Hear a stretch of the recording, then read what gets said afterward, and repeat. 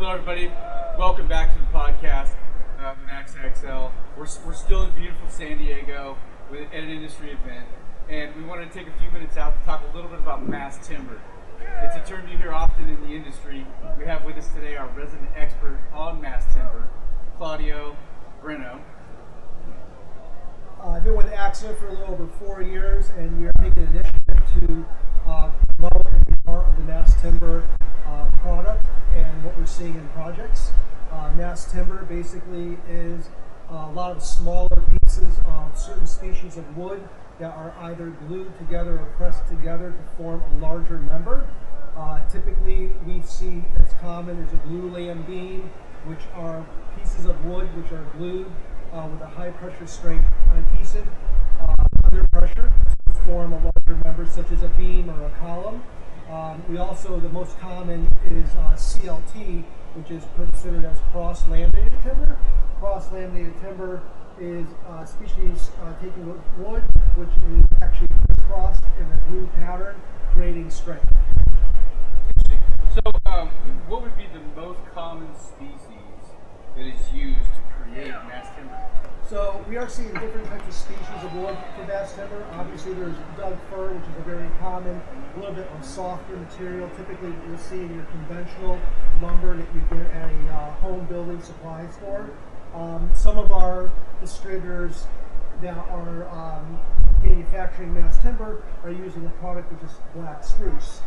Black spruce is a type of species of tree that is primarily from the Arctic zone, considered more northern Canada and up to the Arctic.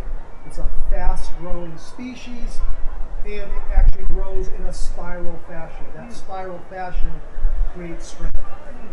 Interesting. So is the material actually chopped up and then laminated together like a chipboard, or what? So that's actually a really good question.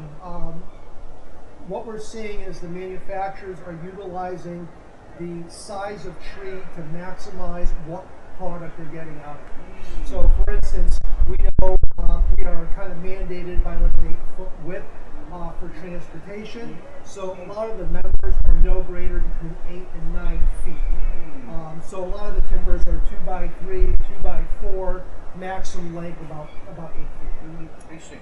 And so I feel like we're starting to hear a lot more about mass timber in the industry. I mean, are you seeing a rise or an increase in usage? We are seeing a high demand from the higher educational projects to developers and owners who want to incorporate more of a sustainable product. But it's not just only the sustainable portion that makes it appealing, it's the sheer beauty of mass timber. It's a warming feeling, so whenever you're entering into a mass timber project, it's very warm, very nice, kind of gives you that good feeling when you're walking into a nice wood structure. Excellent, absolutely. So as always, we try to be respectful of everyone's time and keep these short and sweet and talk about a variety of topics.